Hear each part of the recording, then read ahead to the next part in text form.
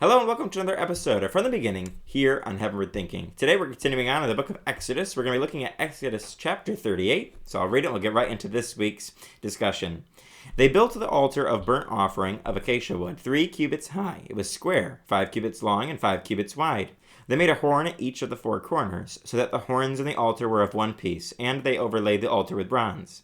They made all its utensils of bronze, its pots, shovels, sprinkling bowls, meat forks, and fire pans. They made a grating for the altar, a bronze network to be under its ledge, halfway up the altar. They cast bronze rings to hold the poles of the 4 corners of the bronze grating. They made the poles of acacia wood and overlaid them with bronze. They inserted the poles into the rings so they would be on the sides of the altar for carrying it. They made it hollow, out of boards. They made the bronze basin and its bronze stand from the mirrors of the women who served at the entrance to the tent of meeting. Next they made the courtyard. The south side was 100 cubits long and had curtains of finely twisted linen, with 20 posts and 20 bronze bases, and with silver hooks and bands on the posts. The north side was also 100 cubits long and had 20 posts and 20 bronze bases, with silver hooks and bands on the posts. The west end was 50 cubits wide and had curtains, with 10 posts and 10 bases, with silver hooks and bands on the posts. The east end toward the sunrise was also 50 cubits wide. Curtains 15 cubits long were on one side of the entrance, with 3 posts and 3 bases, and curtains 15 cubits long were on the other side of the entrance of the courtyard, with 3 posts and 3 bases. All the curtains around the courtyard were of finely twisted linen. The bases for the posts were bronze. The hooks and bands on the posts were silver, and their tops were overlaid with silver. So all the posts of the courtyard had silver bands. The curtain for the entrance to the courtyard was made of blue, purple, and scarlet yarn and finely twisted linen, the work of an embroiderer. It was 20 cubits long and, like the curtains of the courtyard, 5 cubits high, with 4 posts and 4 bronze bases. Their hooks and bands were silver, and their tops were overlaid with silver. All the tent pegs of the tabernacle and of the surrounding courtyard were bronze. These are the amounts of the materials used for the tabernacle of the covenant law, which were recorded at Moses' command by the Levites on the direction of Ithamar, son of Aaron the priest. Bezalel, son of Uri, the son of Hur, of the tribe of Judah, made everything the Lord commanded Moses.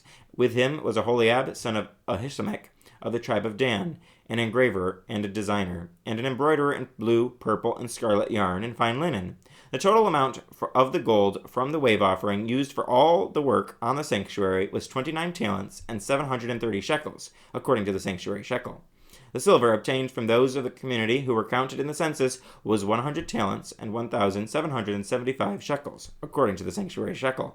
1 bekah per person, that is, half a shekel, according to the sanctuary shekel, from everyone who had crossed over to those counted 20 years old or more, a total of 603,550 men.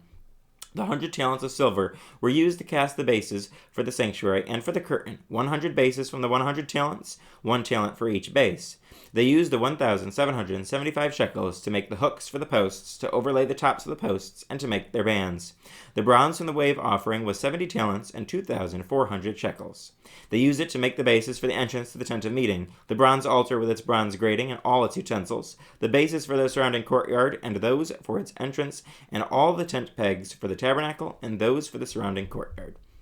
As we look at this chapter, again, it's another long chapter talking about all the little tiny details of the tabernacle, the things made for the tabernacle, the courtyard, all these different aspects and components of what we are going to see is going to be this temporary worship space for the house of God, for the people of Israel.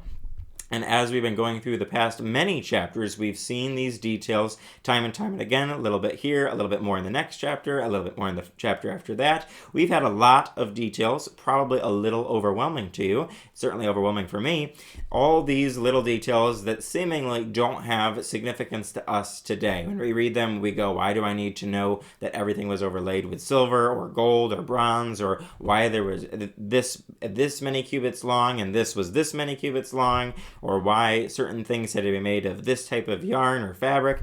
All those details to us don't seem super significant, but as we've talked about many times on here, they are significant because all of this is foreshadowing eventually what Jesus is going to do and how God's presence is going to be with us all the time through the Holy Spirit. That we're not going to have this separation, but at this time and this age here with the Israelites, God is going to dwell among his people, but they are not going to all be able to come into his presence, into the most holy place. Only the high priest is going to be able to do that, and so the tabernacle has to be built in a very specific way, and it needs to be special, significant, something to show that the Israelites are worshiping a holy God. It needs to be something significant and memorable, not just something that they throw together with the worst of their materials, but instead with some of the best of their materials, something that God himself told them, this is what I want you to do. It needs to be this way. Moses and Aaron and the other Israelites are then carrying it out, and we've seen them carry it out to the detail, exactly how God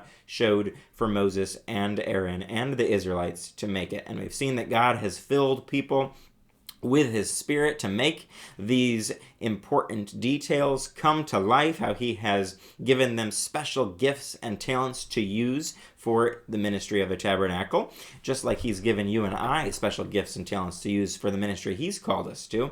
He's given these details, but then provided the people with the means to do it. And we've seen, again here in this chapter, we see all this accounting for all these materials being used, and we see all these shekels, all these talents, all these precious materials that were given by the people to God for this service, this work of building the tabernacle, and then the service of the tabernacle after that. And we've seen how the people they gave so much that actually the Israelite leaders had to say, no more, you don't need to bring any more, we have more than enough. We've seen the generosity of the people in response to what God has asked of them. And again, we've seen the details that if God is going to have the Israelites build something so specific and something so special and extraordinary, then he is going to also give them the ability to make it happen. He's not just going to say, here, build this impossible thing, good luck, have fun. No, we've seen that God gives people the skill, as we've talked about, the resources financially here,